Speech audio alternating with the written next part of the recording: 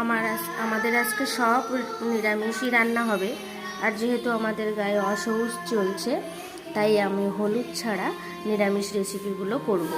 তো আগে বেগুনটা ভাজবো, আর করব পালং শাক। পালং শাকের সঙ্গে পেঁপে দিয়েছি, আলু দিয়েছি, একটু টমেটো দেব,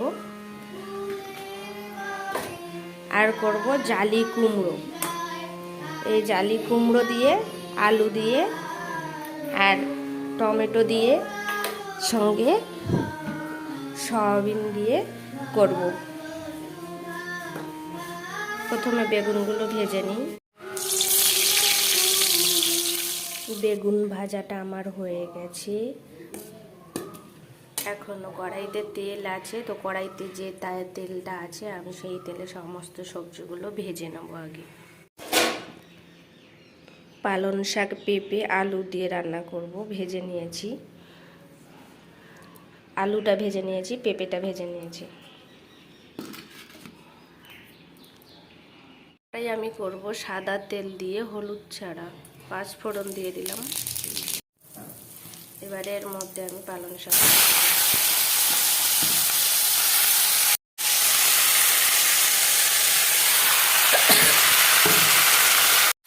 পরিমাণ মতো লবণ দেব, আর দুটো কাঁচা লঙ্কা কাটা দেবো। লঙ্কাগুলো লাল হয়ে গেছে। সমস্ত সবজি দিয়ে ভাজা ভাজা মতন হয়েছে। এবারে এর মধ্যে আমি অল্প করে জল দেব, দিয়ে ঢেকে দেব। এবারে একটু জিরে গুঁড়ো দেবো, সামান্য জিরে মরিচের গুঁড়ো ছড়িয়ে দেবো। নিরামিষ তরকারি, তাই সামান্য 2-4টে চিনি ছড়িয়ে নামিয়ে নেব। শাকের তরকারি আমার হয়ে গেছে। এবারে আমি করব জালি কুমড়োর তরকারি। তার জন্য আমি আলু ভেজে নিয়েছি, সয়াবিন ভেজে নিয়েছি, আর কুমড়োটা আছে। কড়াইতে তেল দিয়েছি, সাদা তেল দিয়ে রান্না করছি। এবারে আমি এর মধ্যে দিয়ে দেবো 5 ফোড়ন,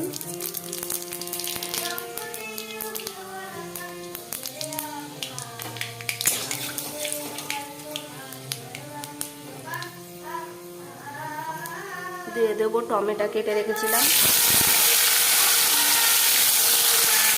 এবারে দেবো কচি কুমড়োটা কেটে রেখেছিলাম সেটা।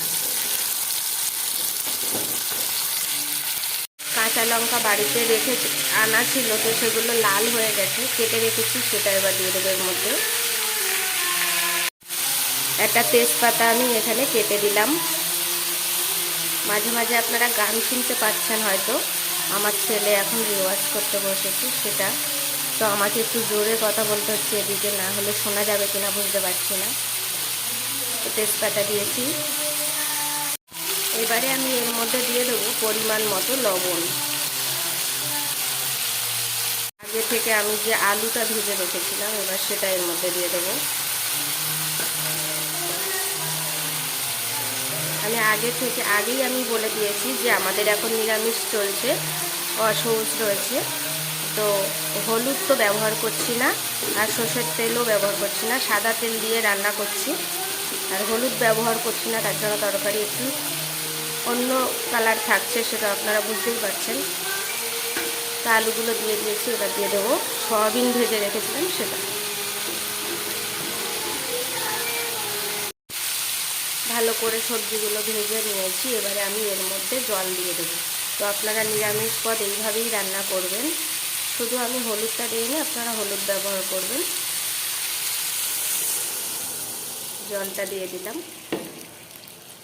এবার ঢাকিয়ে দেব। এবারে আমি এর মধ্যে দিয়ে দেব জিরে মরিচ গুঁড়ো। জিরে মরিচ গুঁড়ো করে রেখেছিলাম সেটা।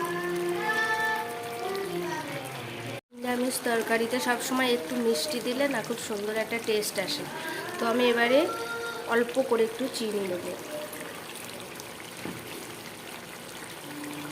আমার নিরামিষ কুমড়োর তরকারি।